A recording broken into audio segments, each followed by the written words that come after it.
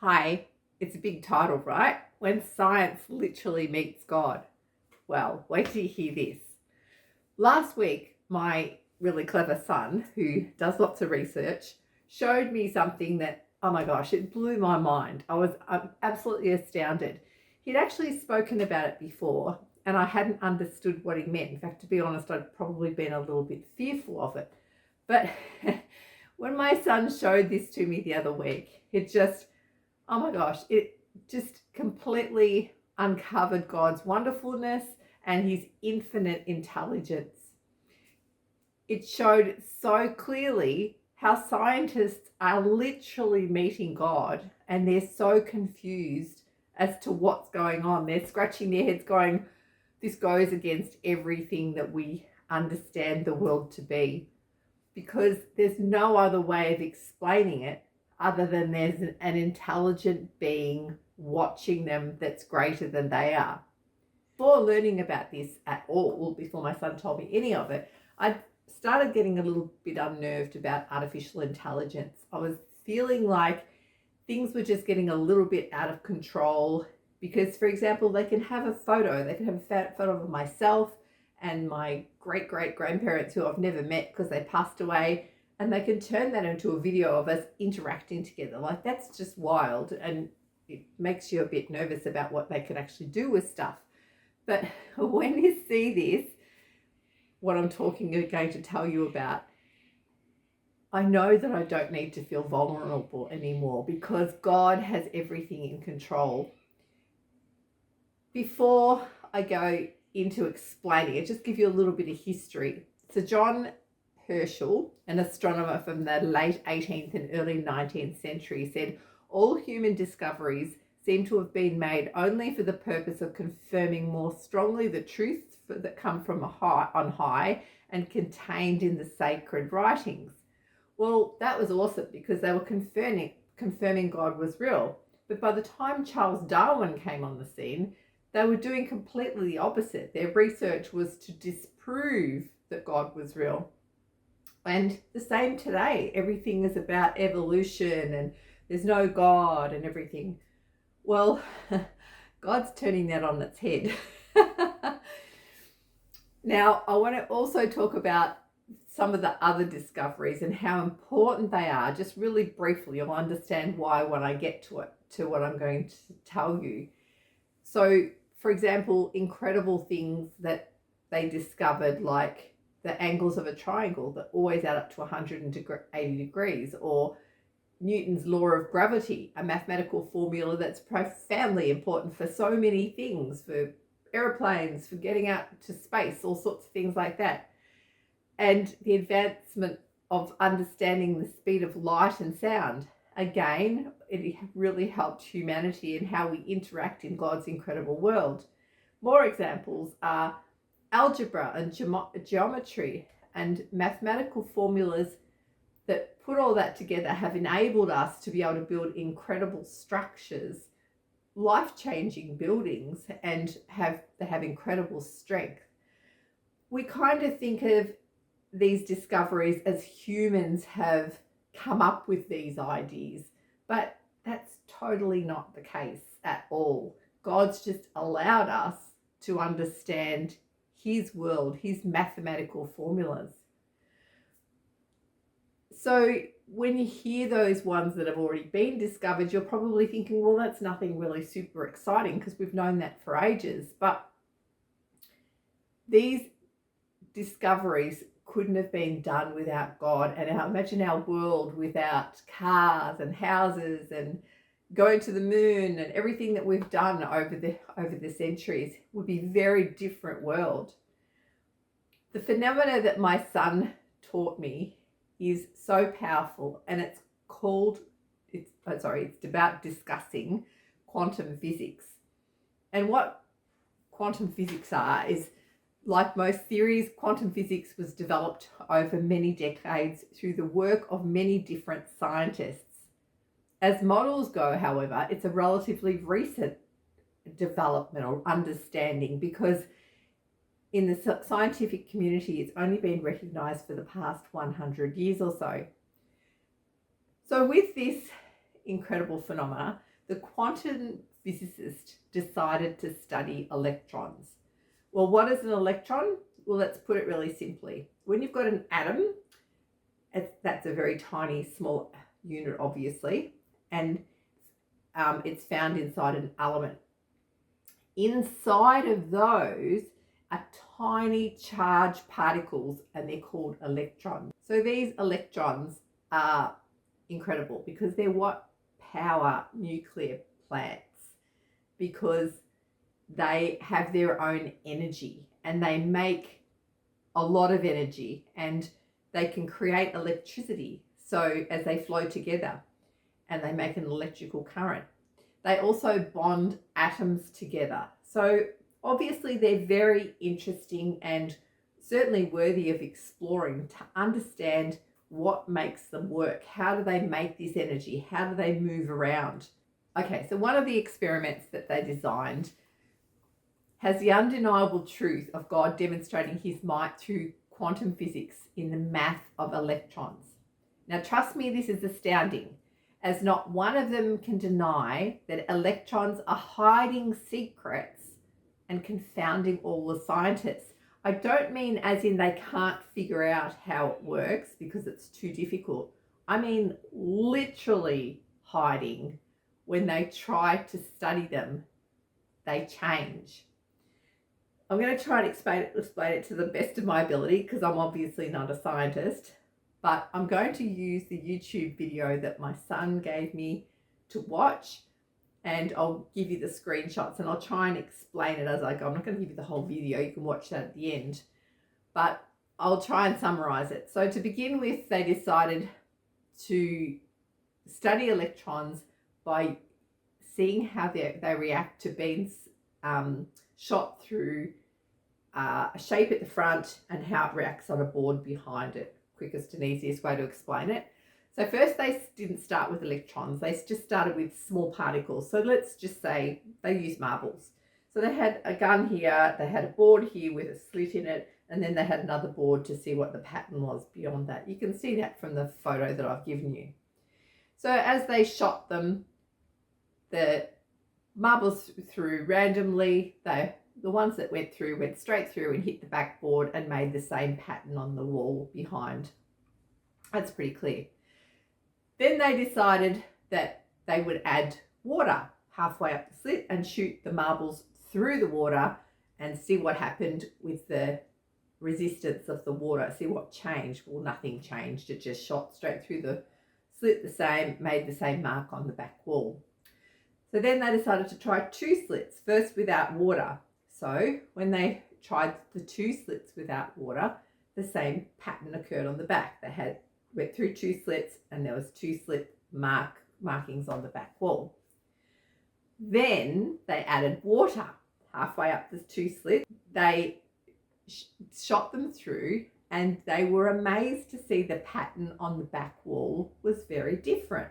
The pattern was now stripes, because the 2 slits, as the marbles were going through so quickly, you can see the patterns, all those pretty patterns between the 2 boards were making ripples in the water, and those ripples were affecting which way the marbles were going. So they made a striped pattern on the back wall. Still, that's pretty easy, nothing marvelous there. But now let's talk about the quantum physics. Okay, they decided to try this with electrons.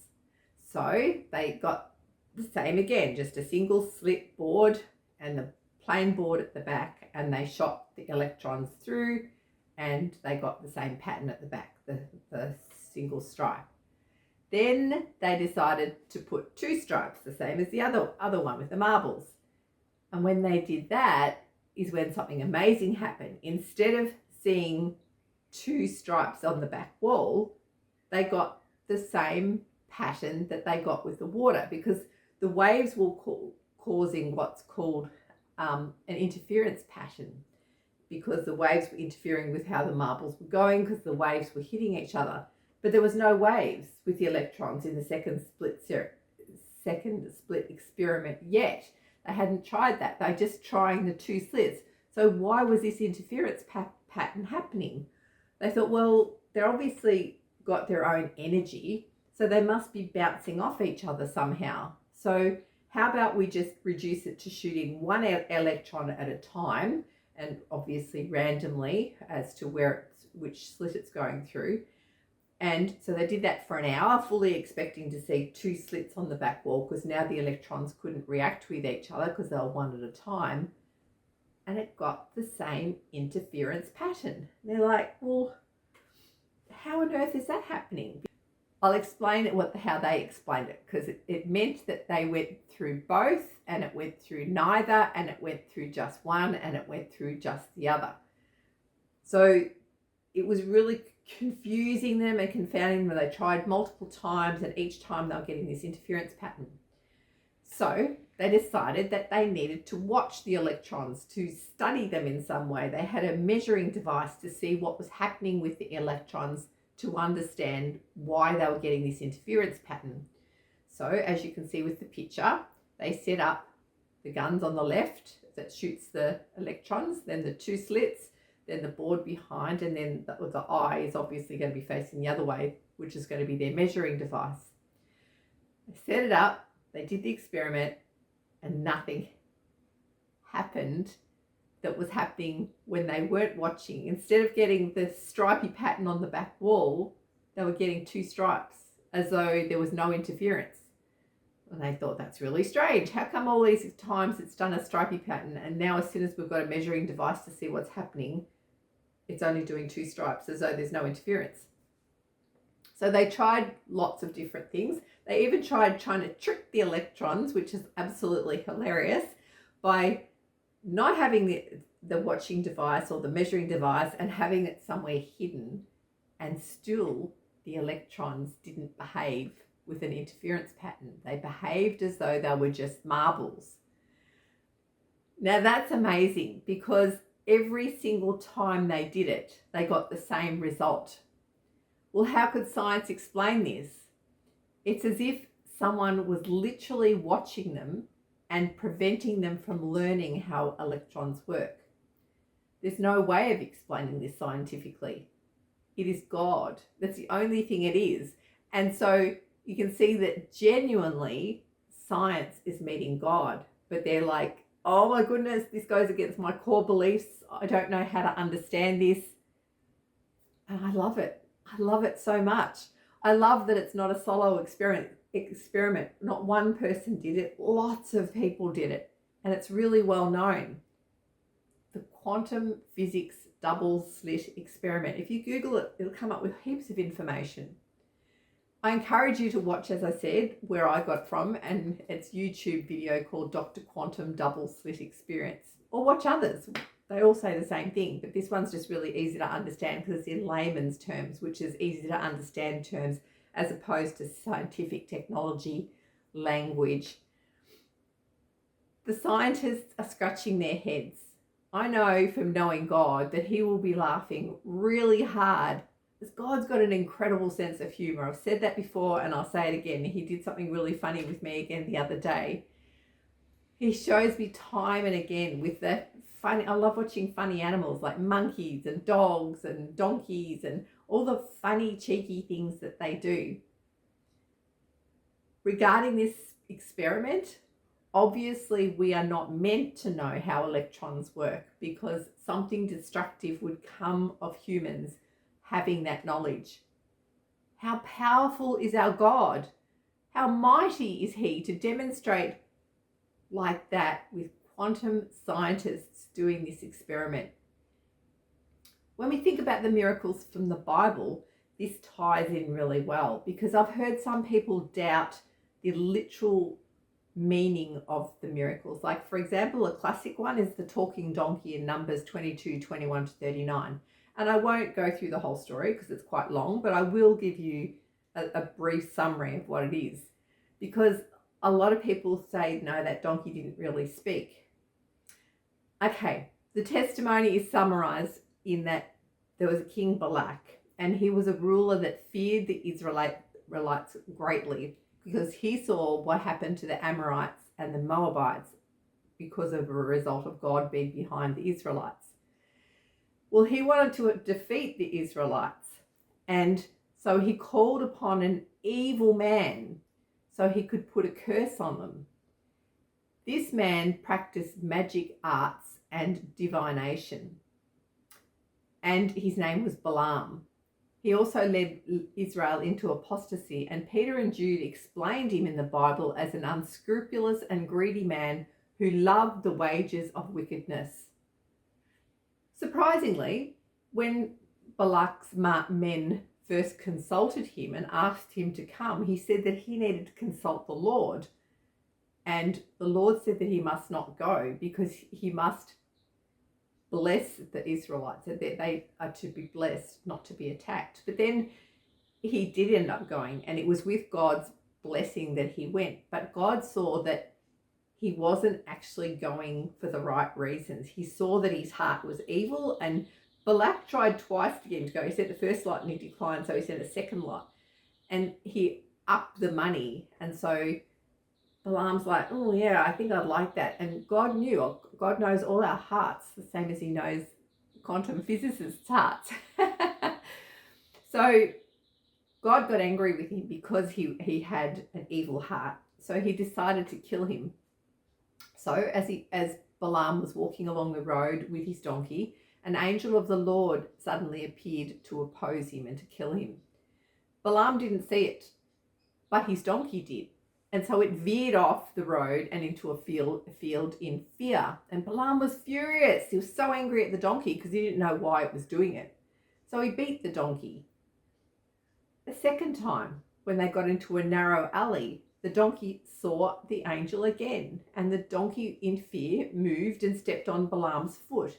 Again, he was furious at the donkey, so he beat the donkey again. The third time this happened, and again the donkey moved, and this time the donkey hid and laid underneath Balaam's legs. So again, Balaam beat the poor donkey. Well, the Lord allowed the donkey the power to speak, and it said, "What have I done to you to make you beat me these 3 times?" And Balaam angrily retorted that he would have killed it if he had had a sword because the donkey was making a fool of him. The donkey said, "Am I not your own donkey, which you have always ridden to this day? Have I been in the habit of doing this to you?" Balaam agrees that the donkey's usual behavior is not to be disobedient like that. And he finds out that the donkey was actually saving him from the angel of the Lord. Well, again, to me, this personally demonstrates God's sense of humor, because an animal that's normally considered much lower intelligence than us, and they're usually very stubborn when they're donkeys, he saw the threat to Balaam's life when Balaam couldn't see it, and yet Balaam described himself as one whose eyes are open in Numbers 24:3. Well, he certainly didn't have his spiritual eyes open. The donkey saw more than he did. And God used a donkey, a seer, to open Balaam's eyes, it says in Numbers 22:31. So it's very clear that when we see these quantum physics happening and how miraculous that is, that God would most certainly have made the donkey speak. It was literal. It wasn't metaphorical. It was literally the donkey would have been speaking to its owner. Our God is limitless. And I had a man tell me this week in my evangelism, and he was from another denomination. He was actually, they used the Bible. They certainly, well, whatever, we won't go into that, but they used the Bible. It's another denomination, not another religion. And he said that God is not omnipresent, which means that God is not everywhere. And he said he only dwells in heaven. He's not everywhere. In fact, he even likened Satan to being everywhere because he's everywhere on the earth. And I'm like, oh my goodness. But this experiment shows how God is everywhere. This experiment shows that God can even make an animal speak. So he's certainly going to be watching scientists, and he can do anything. So utilising this biblical testimony and then tying it to both the quantum physics and any other current issues is demonstrative that God is protecting us from threats that we don't even know exist. The Israelites had no idea that Balak was wanting to curse them through Balaam. but God prevented it from happening. We have no idea what the scientists would do with the knowledge of the electrons' movement, but God does, and he's stopping them. Also, God used a pagan to greatly bless the Israelites, as Balaam went on to greatly bless the Israelites with 3 huge blessings. And this also completely ties to quantum physics, as who would believe that scientists would prove God in action? Seriously, that must be one of the funniest ironies that I've ever experienced.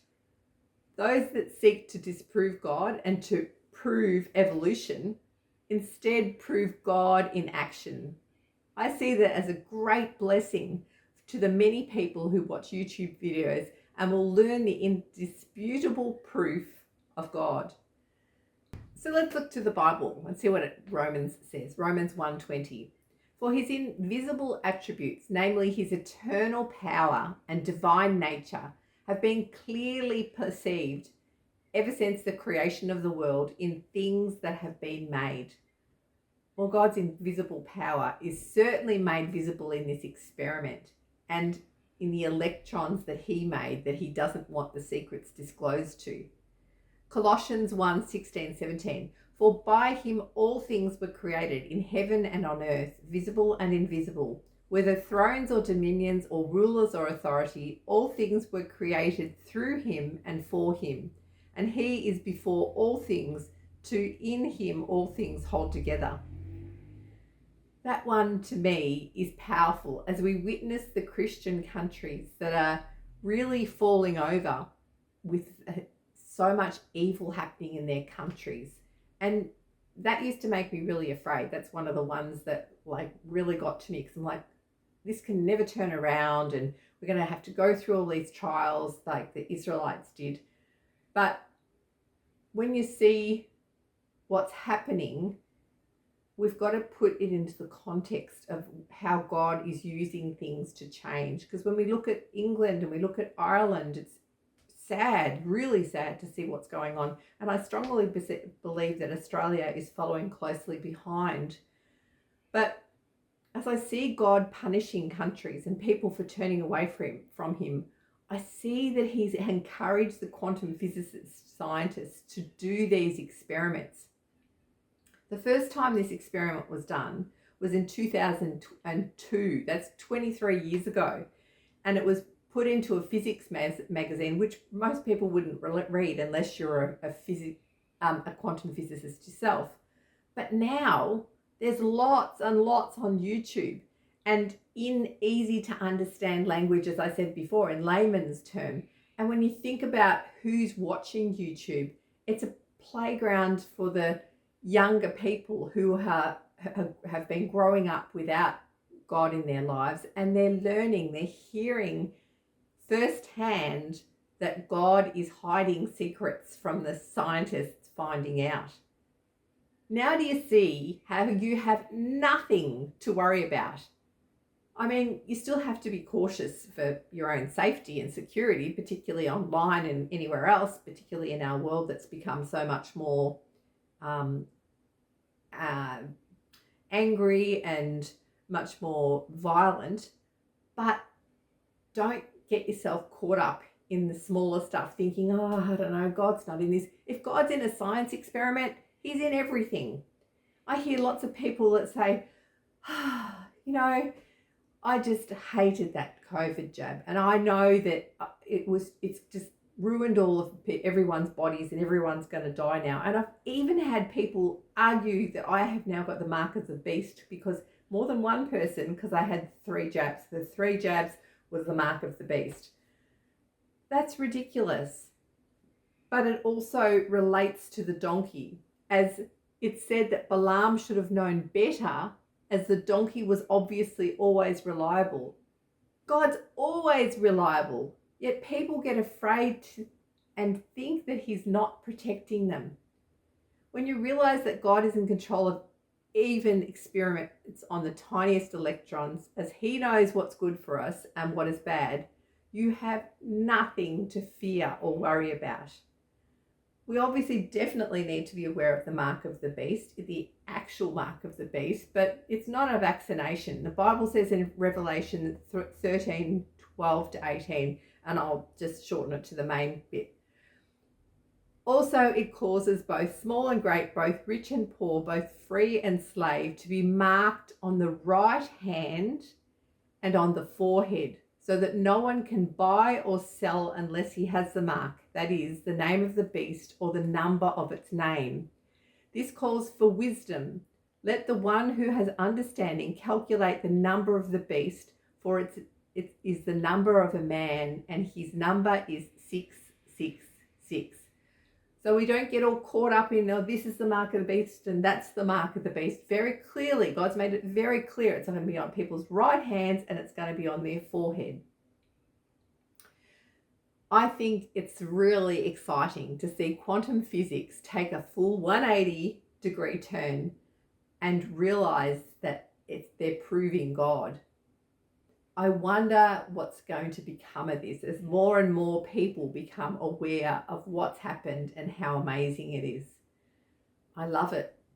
Our God is profound.